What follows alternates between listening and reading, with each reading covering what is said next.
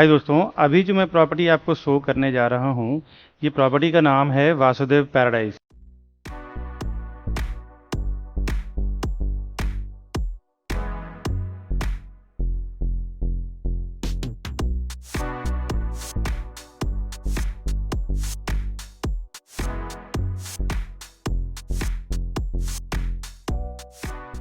हाय दोस्तों, मैं विकास बरनवाल, सीपी यानी authorise channel partner of builder and property consultant. हम लोग 0% ब्रोकरेज में काम करते हैं। और आइए, जिस प्रोजेक्ट का मैंने दिखाया है उसका फ्लैट देखते हैं, साइजिंग, प्राइसिंग, पीडीएफ और वीडियोस के जरिए। फिर आगे और डिटेल कनेक्टिविटी, साइजिंग सब जानेंगे, साथ ही साथ क्या एमिनिटीज़ है वो सब भी जानेंगे।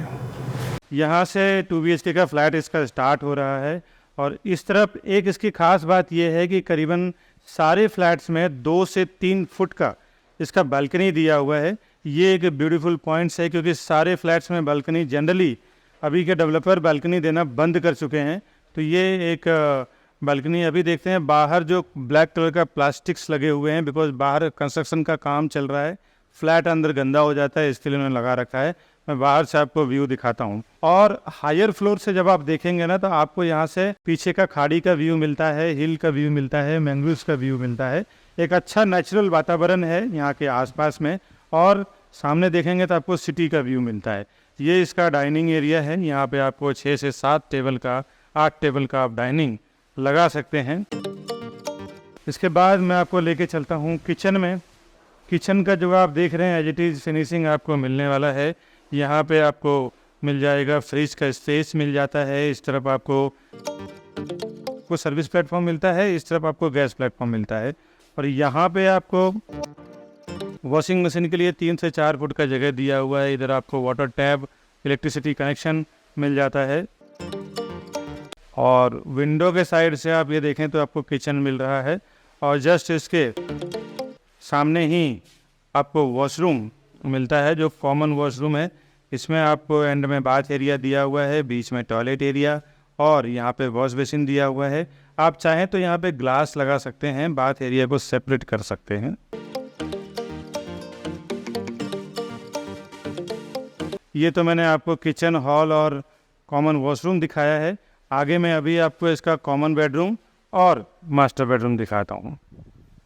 यहाँ से आप देखें तो इसका कॉमन बेडरूम है। ये कॉमन बेडरूम की साइज बहुत अच्छी दिया हुआ है, साथ ही साथ इनके टाइल्स का फिनिशिंग, कलर क्वालिटी, ये सब आपको बहुत ही ब्यूटीफुल तरीके से आपको देने वाले हैं। ये यहाँ पे भी आपको कॉमन बेडरूम में भी एक 2 से 3 फुट का बालकनी आपको मिल रहा है।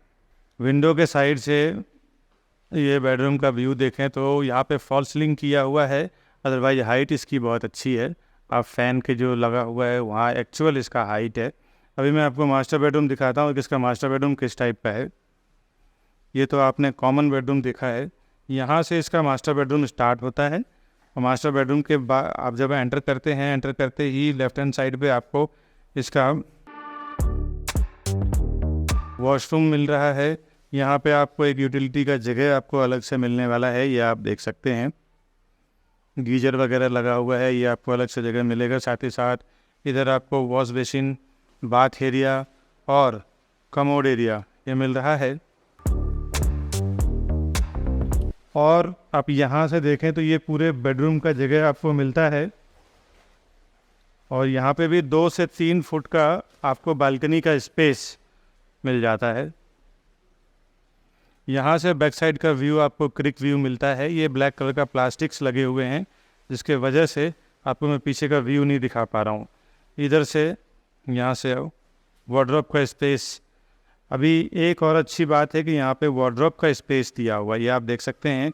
ये करीबन 2.5 फुट 3 फुट का वार्डरोब का स्पेस दिया हुआ है। वार्डरोब का स्पेस देने के बाद पूरा का पूरा बेडरूम आपको एक फ्री हो जाता है, ताकि पूरा आप मूव कर सकते हैं। अगर आप 6x6 का या 7x7 का भी बेड डालें तो एक अच्छा खासा स्पेस आपको चारों साइड मिल जाता है। अभी मैं आपको अंदर से पूरे फ्लैट का व्यू आप देखें तो आपको समझ में आएगा। करीबन 700 प्लस 750 कारपेट एरिया है इसका। तो ये तो मैंने आपको वैकेंट फ्लैट दिखाया है।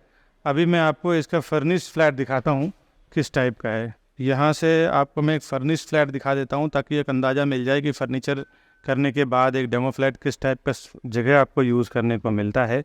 यहाँ से जब आप एंटर करते हैं तो एल टाइप में इसका लिविंग डाइनिंग एरिया है। इस तरफ इसका लिविंग डाइनिंग है, इस तरफ इसका लिविंग है। सेम जितना बड़ा बालकनी आपने वहाँ देखा था सेम बालकनी वगैरह है। तो ये सब आप देख सकते हैं कि किस टाइप का फर्नीचर करने के बाद कैसा आपका लुक आने वाला है फ्लैट का। आप चाहें तो अपने इंटीरियर डेकोरेटर से डिफरेंट भी करवा सकते हैं, बट बिल्डर एक डेमो के लिए आपको बना के देते हैं कि आप इस टाइप पे कर सकते हैं। और यहाँ पे इन्होंने क्या किया है कि किचन को स्टार्ट में मैंने बताया, फ्रिज का space, gas platform, service platform और ये अपर कैबिनेट्स वगैरह लगा के दिया हुआ है। यहाँ पे क्रॉकरी के लिए बहुत बढ़िया इन्होंने बनाया हुआ है, आप देख सकते हैं। ये इसका कॉमन वॉशरूम है। अभी हम चलते हैं इसका kids bedroom, common bedroom, guest bedroom बोल सकते हैं, अलग अलग टाइप का। तो फिलहाल तो इन्होंने जो डिज़ाइन किया है किड्स बेडरूम के हिसाब से डिज़ाइन किया है। डबल बेड में बेड डिज़ाइन किया हुआ है। इस तरफ आप देख सकते हैं ड्रेसिंग टेबल डिज़ाइन किया हुआ है, स्टोरेज डिज़ाइन किया हुआ है बच्चों के लिए बहुत ही ब्यूटीफुल तरीके से। एक आपको अच्छा अंदाज़ा भी मिलता है। और इधर आपको 2 से 3 फुट का बालकनी मिल रहा है। और विंडो के साइड से आपको मैं दिखा दूं, यहाँ पे वार्डरोब भी इन्होंने बनाया हुआ है। अभी मास्टर बेडरूम दिखाता हूँ किस टाइप का है। यहाँ से इसका मास्टर बेडरूम स्टार्ट हो रहा है। मैंने आपको वैकेंट फ्लैट तो दिखा ही चुका हूँ, एक बार आप फर्नीचर किया हुआ फ्लैट देख लें ताकि आपको अंदाज़ा मिल जाए कि फर्निश्ड फ्लैट में क्या है, कैसे क्या। आप देख सकते हैं 6x7 का बेड डालने के बाद साइड टेबल, ड्रेसिंग टेबल, उस टाइप ड्रेसिंग टेबल है, इस टाइप इसका, इस तरफ इसका साइड टेबल है, साथ ही साथ 3 फुट की बालकनी भी है। अगर बाद में अगर आपकी बालकनी यूज़ में नहीं आए तो आप बालकनी को एक्सटेंड करके बड़ा भी कर सकते हैं आपके बेडरूम को। और इस तरफ जो वार्डरोब दिया हुआ है ये वार्डरोब वॉल के अंदर ही है, तो आपको पूरा का पूरा बेडरूम फ्री हो जाता है। करीबन 2.5 फुट डेप्थ है इस वार्डरोब का। और ये सब फिनिशिंग अगर आपके ऊपर है कि आप इंटीरियर कैसा करवाते हैं। बिल्डर ने एक आइडिया दिया है आपको कि आप इस टाइप कर सकते हैं। अभी मैं आपको पैसेज का दिखाता हूँ। विटिफाइड्स और मार्बल में, ग्रेनाइट में इन्होंने काम किया हुआ है बहुत ही ब्यूटीफुल तरीके से। 3 हाई स्पीड लिफ्ट और 2 स्टेयरकेस हर एक फ्लोर पे इन्होंने दिया हुआ है। ये सेम फिनिशिंग आपको हर एक फ्लोर पे आने वाला है, इसमें कोई भी डिफ्रेंशिएशन नहीं आने वाला है। तो ये आपको मैं पूरा फ्लैट का दिखाया। इस तरफ इसका टी टाइप का इसका पूरा पैसेज एरिया है। इधर 2 फ्लैट दिया हुआ है और उस तरफ आपने देखा कि 4 से 5 फ्लैट है। ये पूरी फिनिशिंग और इस टाइप का आपको बना के देंगे ये। अभी देखते हैं बाहर से इसका एलिवेशन कितना रेडी हुआ है, नीचे का रोड का फिनिशिंग कैसा है। आइए, अभी मैं वासुदेव पैराडाइज का जो एलिवेशन रेडी हो गया है वो आप देख सकते हैं ऊपर तक। करीबन ये 19 माला बन चुका है पूरा। और यहाँ से जो रेडी रोड बना हुआ है, टोटल सीमेंटेड रोड चारों साइड से बना हुआ है। आने वाले 50 सालों तक, 20 सालों, 30 सालों तक ये रोड का कुछ भी नहीं, यही रोड सीधा सीधा इसके स्टोन सिग्नल और स्टेशन जा रहा है। तो ये इसकी कनेक्टिविटी बहुत अच्छी है। बाकी ख़रीदने के लिए और डिटेल जानने के लिए आप हमें फ़ोन ज़रूर करें दोस्तों। डिस्क्रिप्शन में हमारा डिटेल, वैसे तो प्राइजिंग साइजिंग का सब रहेगा ही। बाकी मेरे सेल्स टीम और मैं जब तक आपको पोजीशन नहीं मिल जाता है तब तक हम लोग आपके साथ में रहते हैं। Over 4,000 satisfied families with our company. Because we are working with Mumbai best reputed builders with 100+ team members.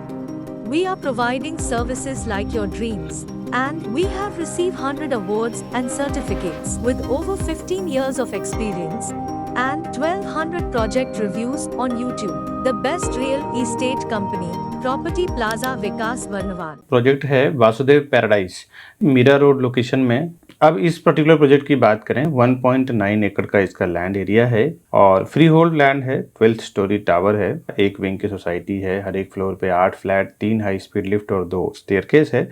Amenities इसका फर्स्ट फ्लोर पे दिया हुआ है। ग्राउंड टू फर्स्ट इसका पोडियम पार्किंग भी है और पार्किंग बैक साइड है।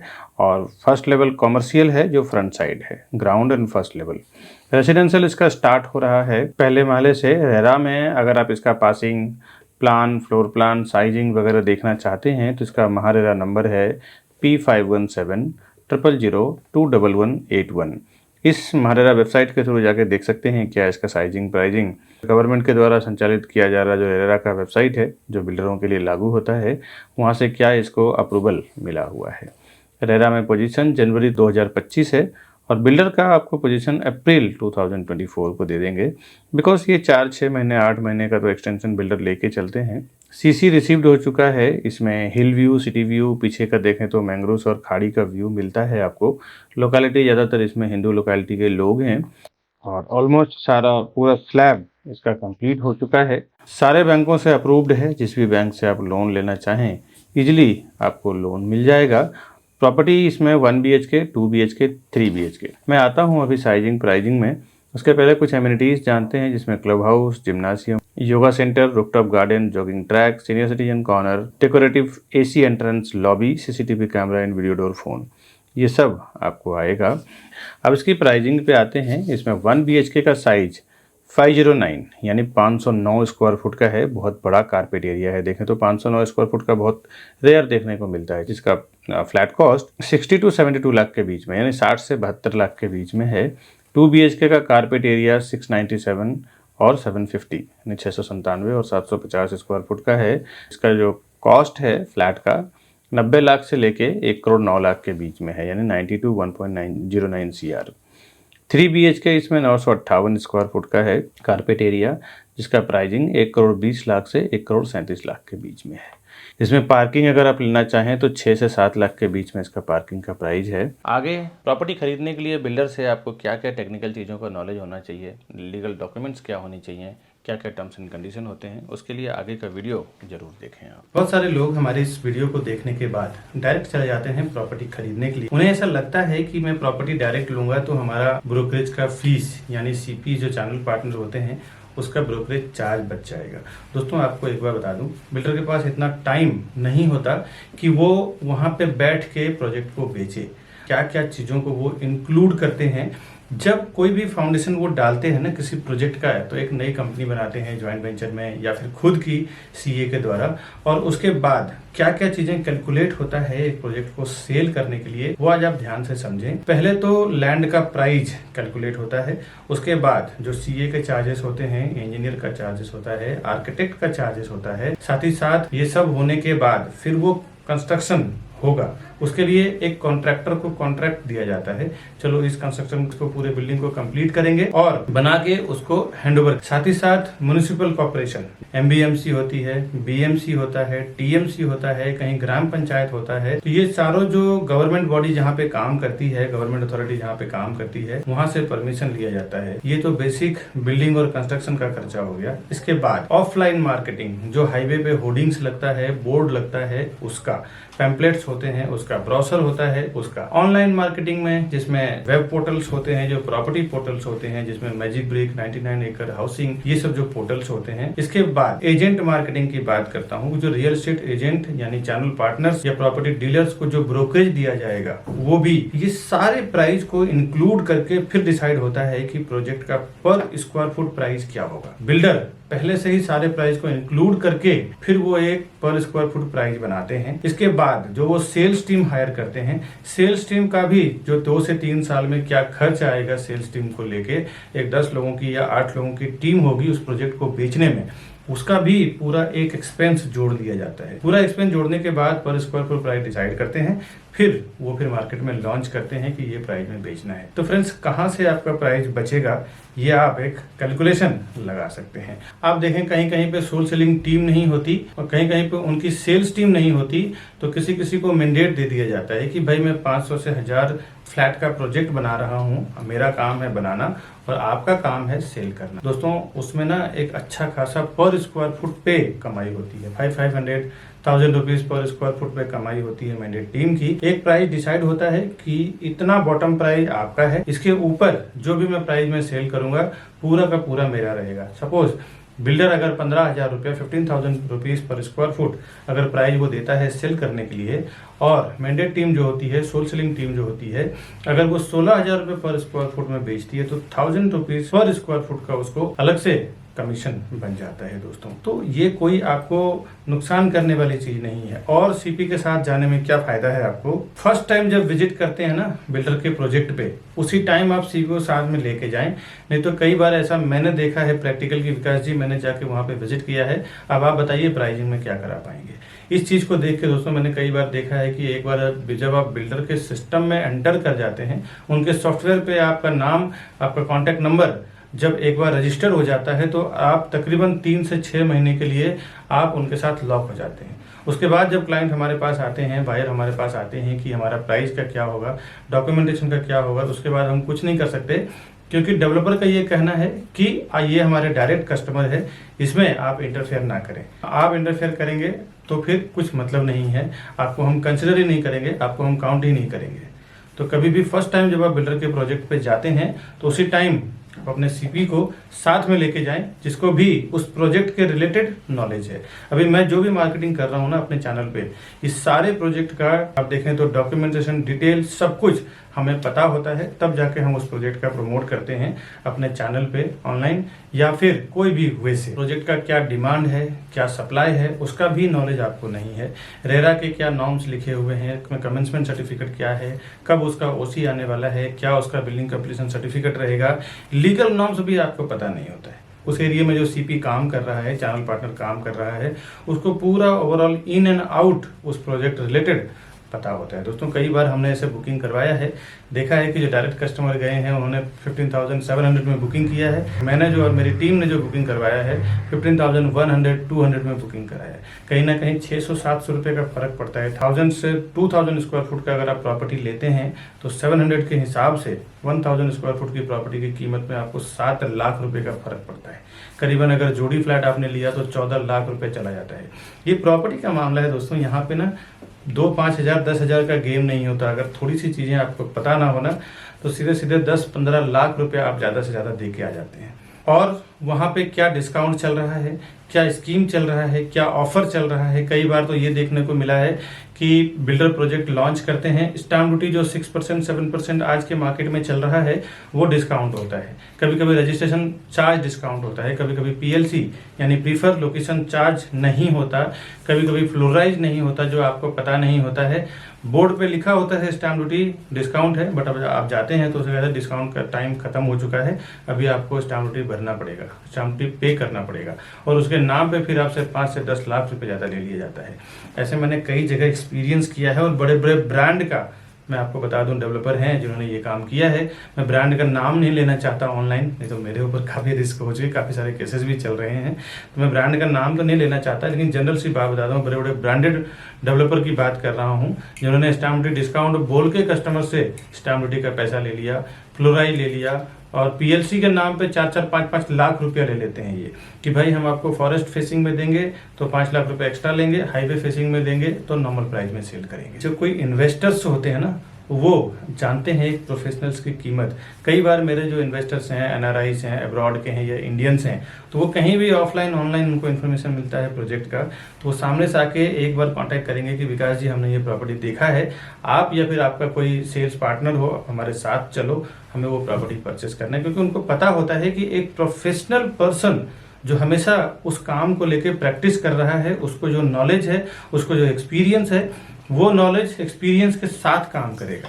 तो आपका काम रोज का प्रॉपर्टी सेल करना नहीं है। आप 10 साल 20 साल 30 साल में जो लोग प्रॉपर्टी खरीदते हैं ना वही डायरेक्ट जाते हैं, कभी सीपी को छोड़ देते हैं तो कभी जो उनको रास्ता बताते हैं चैनल पार्टनर या ब्रोकर उनको छोड़ देते हैं और डायरेक्ट चले जाते हैं कि मेरा ब्रोकरेज बच जाएगा।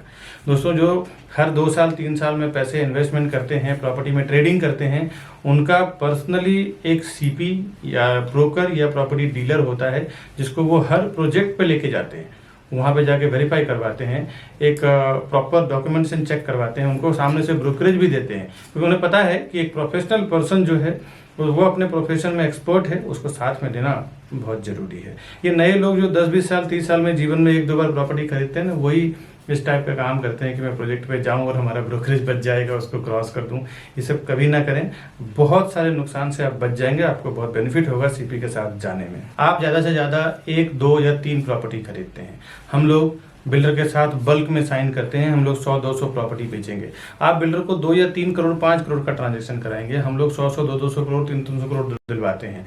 आप एक जनरल सी बात सोचो दोस्तों, बिजनेस माइंडेड लोग, जो ज़्यादा पैसा देता है ना उसका ज़्यादा वैल्यू होता है। अगर हम 200 करोड़ 300 करोड़ बिल्डर को देने का कमिटमेंट कर रहे हैं, आप 1-2 करोड़ का अगर देने का कमिटमेंट कर रहे हैं, तो आप वो हमें ज़्यादा एंटरटेन करेगा या आपको ज़्यादा एंटरटेन करेगा, ये आप समझने की कोशिश करें। हम जाते हैं प्राइजिंग में सीधे जो वो प्राइस बोलते हैं उसमें 1000 रुपीज़ 500 रुपये पर स्क्वायर फुट डाउन कर देते हैं कि भाई हम आपको इतना माल बेच के देंगे, इतना प्रॉपर्टी बेच के देंगे, इतना हम टर्नओवर करवाएंगे आपका। बिल्डर भी समझता है कि हाँ ये करवा सकता है, इनके पास इतनी कैपेसिटी है, मार्केटिंग है। वो जो बेनिफिट होता है ना हमें बल्क में बेचने के लिए, वो हम अपने कस्टमर्स को ले जाके देते हैं। दोस्तों एक बात बता दूं, कोई भी डेवलपर, कोई भी बिल्डर हमें कुछ फ्री में नहीं देने वाला है। हम पूरा का पूरा टीम जो हमारी काम करती है वो कस्टमर के फेवर में काम करती है। कस्टमर को भी प्राइस कम करवा के देंगे, सर्विस भी देंगे, डॉक्यूमेंटेशन भी चेक करेंगे, साथ ही साथ डेवलपर से जो हमें फीस मिलता है as a brokerage, as a CP channel partner का फीस मिलता है वो अलग। तो ये दोनों लेवल पे आपको बेनिफिट हो जाता है। एक आपके साथ एक सर्विस देने वाला पर्सन होता है, दूसरा आप देखें तो डेवलपर को भी एक मोटा पैसा हमारी ओर से 1% उसको दिला देते हैं। वो अगर प्रोजेक्ट बेचने में 1 साल लगेगा, तो अगर हमारे जैसे पावरफुल एजेंट्स जो होते हैं जो 100-200 300 प्रॉपर्टी बेचते हैं, जनरली उनको 6 महीने में पूरा प्रॉपर्टी बेच के दे देते हैं, पूरी बिल्डिंग बेच के दे देते हैं। इसके लिए वो हमें ज़्यादा एंटरटेन करेंगे, हमारे से प्राइसिंग पे ज़्यादा नेगोशिएशन करते हैं। आपसे तो बेहतर ही रहेगा, 2-3 प्रॉपर्टी आप खरीदेंगे, हम लोग 100-200 300 प्रॉपर्टी सेल करेंगे। इसीलिए हम लोग हमेशा कस्टमर के फेवर में ही काम करते हैं, ताकि कस्टमर अगर प्रॉपर्टी लेगा तो ही हम लोग फिर ब्रोकरेज बिल्डर हमें देगा, या तो हम as a channel partner work करें, एज ए प्रॉपर्टी डीलर या फिर प्रॉपर्टी कंसल्टेंट। आप हैं तो हम हैं, कस्टमर के लिए ही हम लोग ज़्यादातर काम करते हैं, क्योंकि कस्टमर अगर प्रॉपर्टी का पैसा देगा तो ही ब्रोकरेज हमें मिलेगा, ब्रोकरेज फीस हमें मिलेगा। तो हमारा कमिटमेंट हमेशा ये रहता है कि बिल्डर को तो करना ही है, साथ ही साथ कस्टमर को ज़्यादा से ज़्यादा बेनिफिट कैसे मिल जाए, उससे हमें कई फायदे होते हैं। एक, फ्यूचर रेफरेंस हमारे लिए बढ़ जाता है। वो अपने रिलेटिव दोस्त को जाके बोलते हैं कि आप प्रॉपर्टी प्लाजा और विकास बरनवाल जी के साथ में काम करो या फिर उनके टीम के साथ में काम करो, आपको बेनिफिट होगा। Demand and supply, in future अगर आप एनआरआईज हैं या फिर आप केयर टेकिंग नहीं कर सकते हैं, तो उसमें भी हमारी पूरी टीम होती है जो प्रॉपर्टी का केयर टेकिंग करना, बाद में रेंट आउट करना या फिर रीसेल करना हो जब उसका प्राइस एक लेवल पे हाइप हो जाता है तो, या फिर नए प्रॉपर्टी में इन्वेस्टमेंट करना, उसके लिए कुछ एडवाइजिंग हो गया या नया कोई अर्जेंट सेल प्रॉपर्टी आई तो वो एक नोटिफिकेशन देना, ये पूरी हमारी रिस्पॉन्सिबिलिटी होती है। हमारे कस्टमर को ज़्यादा से ज़्यादा बेनिफिट कैसे दिलाएं ताकि वो फ्यूचर में हमारे लिए रेफर करे अपने रिलेटिव को, अपने दोस्त को, अपने आसपास में रहने वाले लोगों को। दोस्तों सीपी के पास कई ऑप्शंस होते हैं, आपको पता नहीं होता कि एक लोकेशन में क्या क्या कौन सा प्रोजेक्ट चल रहा है, लेकिन बट एक चैनल पार्टनर के साथ काम करने में आपको प्रॉफिट क्या होता है, बेनिफिट क्या होता है, उसके पास कई ऑप्शंस होते हैं जो उसी प्रोजेक्ट से मिलता जुलता है। उसमें भी आपको हेल्प मिल जाता है कि क्या क्या कहाँ पे सर्वे करना है। दोस्तों अभी जो हमने प्रोजेक्ट दिखाया आपको, ऐसे में नए नए प्रोजेक्ट हमेशा लेके आते रहता हूँ। आज के वीडियो में बस इतना ही, मिलूंगा नए वीडियो में नए प्रोजेक्ट के साथ, नए कोई अर्जेंट सेल वाली प्रॉपर्टी के साथ। तब तक के लिए हमें दीजिए इजाज़त। नमस्कारम।